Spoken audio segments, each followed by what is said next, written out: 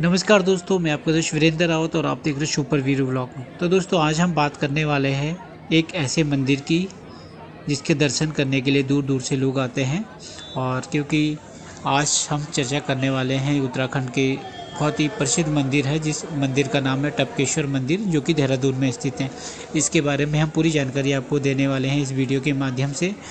और दोस्तों, अगर आपने अभी तक चैनल को सब्सक्राइब नहीं किया तो ज़रूर सब्सक्राइब कीजिएगा, क्योंकि इसी तरीके की जानकारियाँ और जो उत्तराखंड से संबंधित है सारी जानकारियाँ हम आपको दिखाते हैं सुपर वीरू व्लॉग के माध्यम से। तो अब बात करते हैं हम टपकेश्वर महादेव के मंदिर की, जिसके जानने के लिए आप काफ़ी उत्सुक हैं, क्योंकि हर कोई जानना चाहता है कि टपकेश्वर महादेव के मंदिर का रहस्य आखिर क्या है, क्यों वहाँ पे लोग इतनी भीड़, वहाँ पे लाइनें लगी रहती हैं और उनके दर्शन करने के लिए लोग दूर दूर से आते हैं। तो बात करते हैं टपकेश्वर महादेव के मंदिर की। तो दोस्तों, यहाँ का इतिहास महाभारत काल से जुड़ा हुआ है और यहाँ पर शिवलिंग पर एक बूंद टपकती है। शिवलिंग पर एक चट्टान से बना है, उसमें शिवलिंग पर धीरे धीरे एक एक बूंद पानी की टपकती रहती है। और यह भोलेनाथ जी का एक प्राचीन मंदिर है। इस मंदिर का कुछ खास महत्व है, क्योंकि पौराणिक मान्यताओं के अनुसार आदिकाल में भोले शंकर जी ने यहाँ टपकेश्वर के रूप में दर्शन दिए थे। और इस मंदिर में शिवलिंग पर एक चट्टान से पानी की बूंदें टपकती रहती थी, जिसके दर्शन करने के लिए भक्त लंबी लाइनें लगा के बैठे रहते हैं और यह इंतज़ार करते हैं कि कब उनका नंबर आए। यह मंदिर गुफा के अंदर स्थित है और टोस नदी के तट पर स्थित है। यह मंदिर देहरादून से लगभग तो गढ़ी कैंट की तरफ को है। ये तो टपकेश्वर महादेव का जो मंदिर है, यहाँ पर शिवरात्रि और महाशिवरात्रि के अवसर पर भक्तों की लंबी लंबी लाइनें लगी रहती है। टपकेश्वर मंदिर की एक पौराणिक कथा के अनुसार यह गुफा द्रोणाचार्य का निवास स्थान माना जाता है और इस गुफा को उनके बेटे अश्वत्थामा का जन्म भी इसी गुफा में हुआ था। बात करते हैं, लोग मानते हैं कि बेटे के जन्म के बाद उनकी जो माता है अश्वत्थामा की, तो उनकी माता को दूध नहीं हो रहा था बच्चे को पिलाने के लिए, तो भोलेनाथ जी से उन्होंने प्रार्थना की और बाद में भगवान शिव ने गुफा की छत पर गौथन बना दिया। यानी कि जो गुफा है उसकी जो छत है वो गौथन के जैसे ही दिखती है अगर आप वहाँ टपकेश्वर मंदिर में जाओगे देखने के लिए। और वहाँ से दूध की धारा शिवलिंग पर टपकने लग गई। इसी वजह से प्रभु शिव का नाम दूधेश्वर पड़ा। पहले जो शिवलिंग पर दूध की बूंदें टपकती थी, लेकिन कलयुग में इस धारा में पानी की बूंदें टपकती है, जो आज भी टपकती रहती हैं और सीधे शिवलिंग पर ही ये पानी की बूंदें टपकती रहती हैं। यहाँ पर दो शिवलिंग हैं और दोनों शिवलिंग गुफा के अंदर स्वयं प्रकट हुए थे। और शिवलिंग को ढकने के लिए 5151 रुद्राक्ष माला का उपयोग यहाँ पे किया जाता है। मंदिर के आसपास का जो दृश्य है, वहाँ पर माता संतोषी माता की एक गुफा है और ये नदी है। टपकेश्वर महादेव के पास जो नदी है वो टोस नदी है। टोस नदी के तट पर ही टपकेश्वर महादेव स्थित है। द्वापर युग में इस टोस नदी का नाम तमसा नाम से यह नदी प्रसिद्ध थी और मंदिर का जो आसपास का खूबसूरत एरिया काफ़ी अच्छा लगता है, जो लोग उसके दर्शन करने के लिए और वहाँ देखने के लिए भी काफ़ी आते हैं।